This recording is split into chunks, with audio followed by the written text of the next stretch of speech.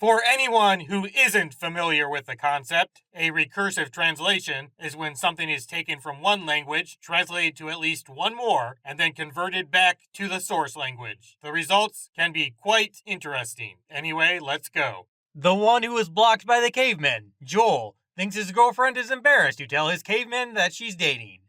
Everyone gets a job.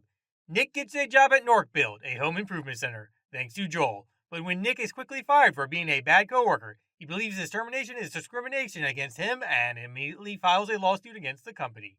Meanwhile, Andy becomes afraid of a woman in an attempt to prove he's not afraid of her. Joel, Nick, and Andy, Cavewoman, visit a frozen yogurt shop, and Nick falls into a heat trap while working there. Patches. Nick takes a job as a substitute teacher and discovers that the man who owns the school cave is a serious and unimaginative character, leading him on a quest to eliminate the trio.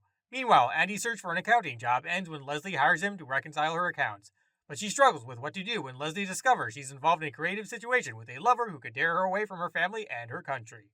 Shiver! Joel accepts Jake as his intelligent new friend, but Nick suspects the caveman is mistaken. Furthermore, Nick thinks Jake is a barber who shaves his body to differentiate himself from the caveman. Meanwhile, Thorne is drawn to the beast in Andy. Rock.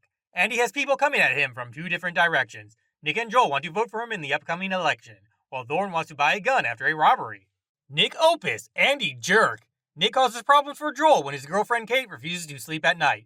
Joel starts spending more time at home and discovers he'd rather be with his friends. Eventually, Joel goes home, and everyone is in danger. Andy starts working at Sodaco, and his colleagues find him increasingly boring. The entire office has to attend a series of seminars, starting with terminology training for him. He thinks he can't fire her and continues to do all the nice but boring things, which annoys everyone. Caveman Day. The kids celebrate it because it's a long night. Caveman Day commemorates the time when cavemen died on the coldest day in recorded history. Each of Nick's patients visits a student at the health center suffering from paresthesia in the buttocks, where a cave doctor advises her to exercise more. There she knows her CRP level is high, but she says she's not worried. However, he did some research online and discovered it could be a sign of leukocytosis. Worried, she pretends to be Joel and uses her insurance to go to the health insurance company, who tells her she has appendicitis and needs an appendectomy. Meanwhile, Joel and Kate have a difficult relationship, with Kate using outlandish excuses to avoid sleeping with Joel and avoid him. Their relationship lasted 3 months, after which Kate traditionally separated from her lovers.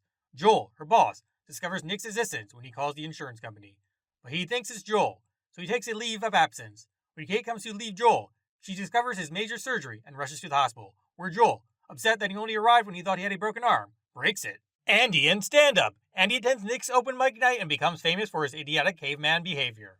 The neighbors of the cave children who adopt a cave boy seek Joel, Nick, and Andy to be his guides. Hunters and drivers. Joel gets into trouble when he gets into a company car. Nick vies with Mauricio for the attention of his girlfriend, Heather, after Mauricio expresses his fascination with women through the roles of hunter and gatherer, presenting himself as the hunter and Nick as the gatherer. It's all the same thing. Thank you for the registration question?